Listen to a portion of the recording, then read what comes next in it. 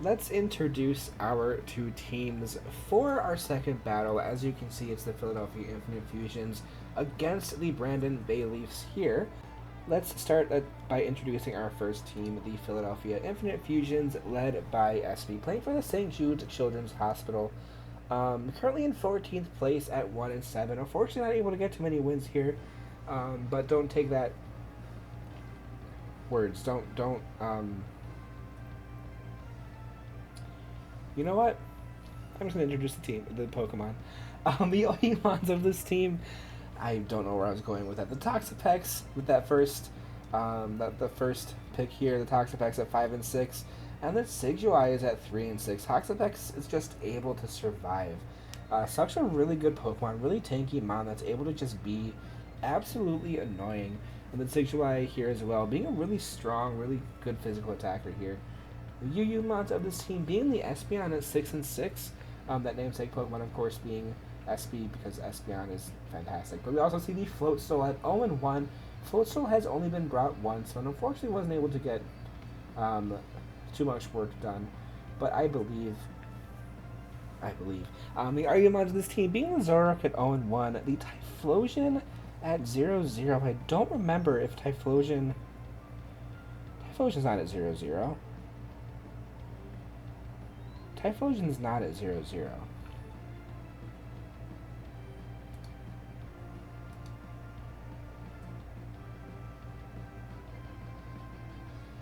I messed this team sheet up so bad. Zoroark is at 0-1, Typhlosion's at 1-2, and Sigilyph is at 0-0. Okay, I just moved the numbers up. Okay, my bad. My mistake. Yes, Typhlosion is at 1-2.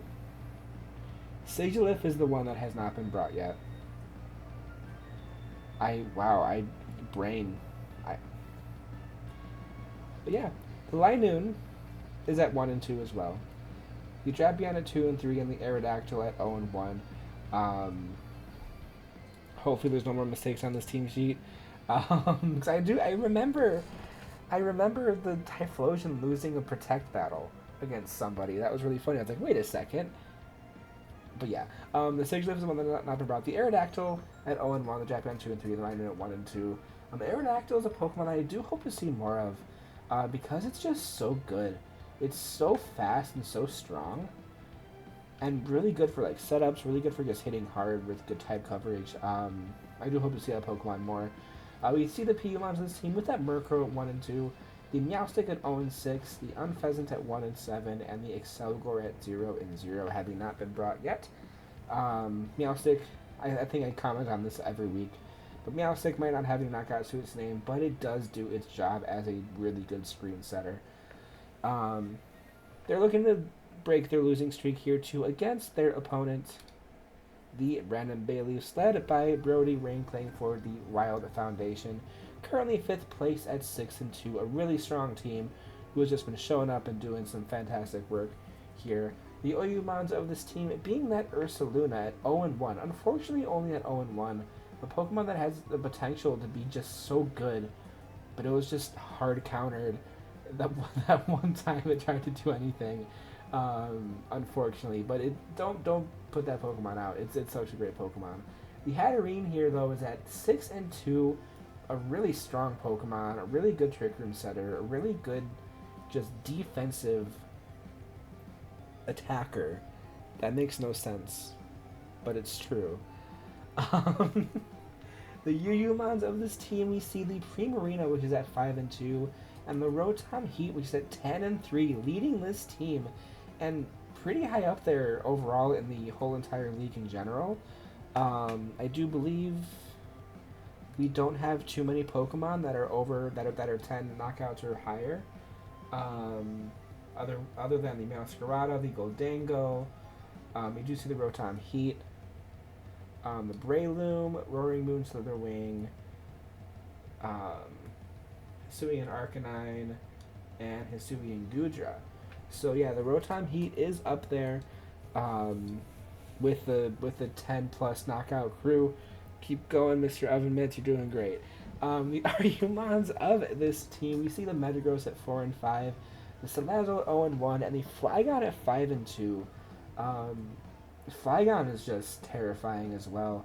Um, just really good move pool. Really just naturally fast, but can be even faster if you do run a Choice Scarf, or you can just run other items. And having Levitate is just really good plus for it as well. The Enumons, we see this Chansey at 1-3, the Gigalith at 3-4, and the Bombardier at 0-1. I will not talk about Chansey this time around because I usually make fun of it. We'll talk about the Gigalith this time. The Gigalith is a really good just core of this team here. Just a really defensive Pokemon that has such a high attack stat as well. And is able to set up the Sandstorm for a lot of these Pokemon that can benefit from the sand directly. This Gigalith being just, again, like I said, just a really strong core that is really important to this team. The Pigumons being the Dodrio at 3-1, the Poliwrath at 3-0, Shedinja at 0-0 that has not been brought yet, and the Eldegoss is at 0-0. Even though it has been brought, it did its job. It was annoying and made things switch and just was an annoying little butt, and I love Eldegoss so much. But before we get into these battles, though, I do want to, again, because I forgot to do this earlier, I want to reiterate that the Helping Hands Charity League, we are trying to raise awareness. We're trying to raise money. We're trying to spread the attention, just everything, just for many different charities, to either donate to our personal prize pool with our league, or to just donate to a charity that you believe in. We're trying to just do as much good as possible through the fun of Pokemon battles. And with that being said, let's see what this Pokemon battle has in store for us with the starting lineup of these two teams. The Philadelphia Infinite Fusions, with that Meowstic coming back. The Aerodactyl, I was talking about that earlier, that I want to see more of it. I guess I am going to see more of it. We see the Floatzel also making another appearance, a Typhlosion coming back as well, with the Toxapex and the Drapion. A pretty interesting, not really interesting, but a pretty good team here, pretty solid team. Really good Pokemon, really versatile team on this side. But on the other side, we do see from the Brandon Bayleefs, see Gigalith, of course, that like I was talking about, that core of the team coming back. We see the Hatterene too. Ursaluna's coming back, and Mr. Ovenmitz himself making another appearance. We also see Metagross and Primarina. Just two teams that look just really strong right now. And I'm really excited to see how this match turns up. Let's not waste any more time. Let's get into things. Battle number 2 for Week 9. The Philadelphia Infinite Fusions leading with that Drapion, with the Brandon Bayleefs leading with that Gigalith, setting up the Sandstorm right away. And an Earthquake from this Drapion immediately doing some damage, with the Stealth Rock being set up by this Gigalith to put traps on the side of the Philadelphia Infinite Fusions. But the Agility then being set up from this Drapion, with a Rock Blast connecting. Will it hit 5 times? It hits 4. It does not hit 5 times. But the speed boost of the Drapion can make it outspeed even more. The Earthquake coming through, doing some really good damage. But will it survive another hit? The Rock Blast hits once, twice. Does it survive the Sandstorm? It does survive the Sandstorm. But the Gigalith going for the Protect to guarantee that this Sandstorm is going to knock out this Drapion here. Really good play from the Brandon Bayleefs here. Meowstic then coming in to replace the Drapion, with the Gigalith immediately swapping into the Hatterene. A Reflect being set up from the Meowstic first turn right away, with the Sandstorm then wearing off. Light Screen then being set up from this Meowstic as a Trick Room gets set up from the Hatterene. As I mentioned earlier, Trick Room is being really good, but the Trick from the Meowstic onto the Hatterene, that Trick always confuses me, but a Dark Pulse coming through as the Meowstic switches into Toxapex. Hatterene switches into Mr. Ovenmitz, though, with a Toxic landing onto the Rotom.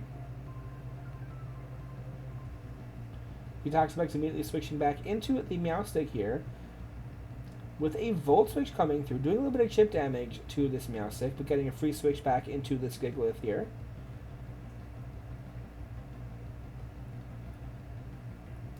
Both screens now worn off from the Philadelphia Infinite Fusions.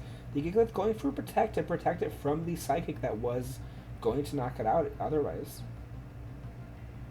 Gigalith switching out into the Metagross, though, with a Reflect then being set up from the Meowstic now.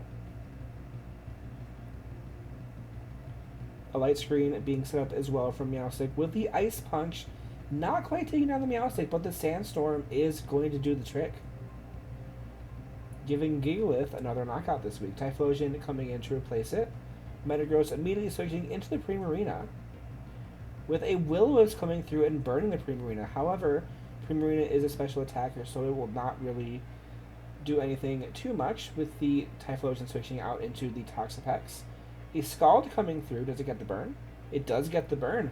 Both sides now, both water types burns now, actually, which I think is kind of funny. Primarina switching back into the Rotom Heat with a Toxic. Of course, Toxic is already applied to this Rotom, so it's not going to take any. It's not going to be hit again. Baneful Bunker, though, does get set up from the Toxapex to protect it from another Volt Switch coming through.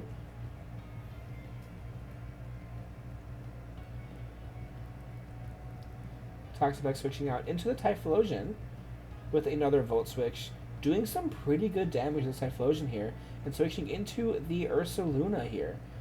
Bartholomew, another burn coming through, so that's 2 Pokemon burn, but the Focus Blast connecting and doing some good damage, but not enough, with the Facade doing a big amount of damage and taking down that Typhlosion.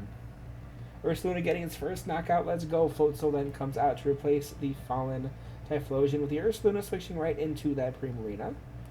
A flip turn, though, from this Floatzel to make it switch out into the Toxapex.